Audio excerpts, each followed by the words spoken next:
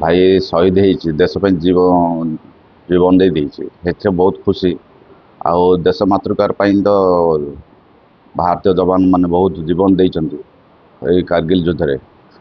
ବହୁତ ଖୁସି ଲାଗୁଛି କାର୍ଗିଲ ଯୁଦ୍ଧ ଆକ୍ରମଣ କରାଯାଇଥିଲା। ଭାଇର ସ୍ମୃତି ମଣ୍ଡପ ଯୋଉ ଅଛି ସେଠି, ତାର ପ୍ରତିମୂର୍ତ୍ତି ମଣ୍ଡପ ଅଛି ସେଠି।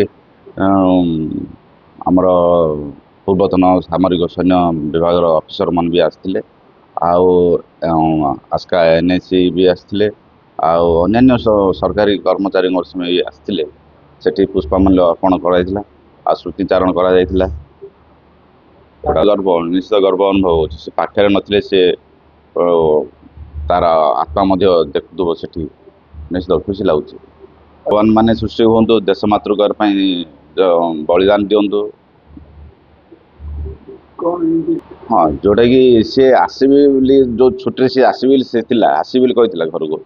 ଆସିବା ଆଉ ପୁଅର ବର୍ଷ ପୁରାଣି କରିବା ବୋଲି ସେ ମନରେ ସେ ସ୍ପିଡରେ ସିଏ ଥିଲା। ସେ ଆସିଲା ଆଉ ସେ ଆସିବା ବଦଳରେ ତାର ଡେଡ୍ ବଡି ଆସିଥିଲା। ସେଇଟା ବହୁତ ମନେ ପଡୁଛି। ସେଇଟା ଗୋଟେ ସେ ଯୋଉ ଛୁଟିରେ ଆସିକି ପ୍ରୋଗ୍ରାମ କରିବା ଥାନ୍ତା, ଯାଉ ସେ ତା ପିରିୟଡରେ ସେ ଯେତେବେଳେ ସର୍ଭିସରେ ଜଏନ୍ ହେଇଥିଲା, ମୁଁ ନିଶ୍ଚୟ ଗୋଟେ ୱାର୍ ଆଟେଣ୍ଡ କରିବି ବୋଲି ସେ କହୁଥିଲା। ନିଶ୍ଚୟ ୱାର୍ ଆଟେଣ୍ଡ କରିବି, ଆଟେଣ୍ଡ କରିବି, ନହେଲେ ରିଟାୟାର୍ଡ ହେଇ ଆସିବି ସେତେବେଳକୁ। ସେ ୱାର୍ ଆଟେଣ୍ଡ କଲା ତା ସେତିକି। ସେତେବେଳେ ମୋବାଇଲ ଟେଲିଫୋନ ଏଯାକ କିଛି ନଥିଲା ଆମ ଘରେ। ସେ ମୋବାଇଲ ବି ନଥିଲା, ଟେଲିଫୋନ ତ ନଥିଲା ଆଉ ମୋବାଇଲ କୁଆଡେ ଆସିବ। ସେମିତି କିଛି ନାହିଁ। ଜଷ୍ଟ ମୁଁ ଯାଉଛି ଅମରନାଥ ଯାତ୍ରାକୁ ଯାଉଛି ବୋଲି ଆମର ଏଠି ପଡ଼ିଶାର ଦେବେନ୍ଦ୍ର ପାଢୀ ବାବୁଲିଆ ଥିଲେ। ତାଙ୍କର ଲ୍ୟାଣ୍ଡ ଲାଇନ୍ ଗୋଟେ ଥିଲା। ଲ୍ୟାଣ୍ଡ ଲାଇନ୍ ଥରେ ସେ ଲାଷ୍ଟ ଫୋନ୍ ହଉଛି ଲ୍ୟାଣ୍ଡ ଲାଇନ୍ ଫୋନ୍ କରିଥିଲା, ମୁଁ ଅମରନାଥ ଦର୍ଶନ କରି ଯାଉଛି ସେତିକି। ତାପରେ ନେକ୍ସଟ ସେ ଯାଇଥିବ କାର୍ଗିଲ ୱାର୍ ଯାଇଥିବ ସେଠି।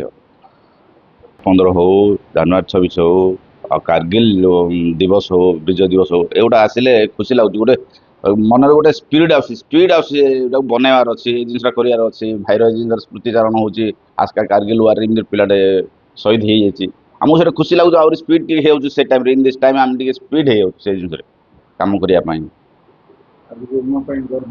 ହଁ, ନିଶ୍ଚିତ ନିଶ୍ଚିତ ଗର୍ବ।